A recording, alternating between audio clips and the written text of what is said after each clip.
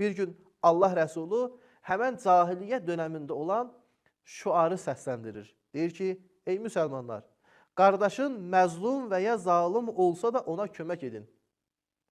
Səhabələr təəccüblə Allah Rəsulundan soruşdular ki, ey Allahın Rəsulu, siz indiyə qədər bizə deyirdiniz ki, qardaşın məzlum olsa ona kömək ol. Amma zalım olsa ondan uzaq dur.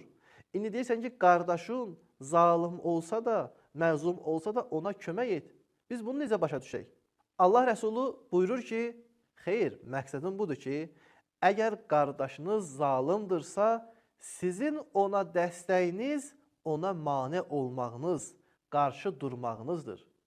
Bəli, əgər qardaşın gördün ki, zalımdır, sənin ona dəstəyin onun zülmünə dəstək olmamalıdır. Zülmünün qarşısını almaq olmalıdır. Onun zülmünün qarşısını almaq ona dəstək durmaqdır. İlahi cəza, ilahi əzab qarşısında və eyni zamanda onun çirkablığa batmasının sən qarşısını alırsan.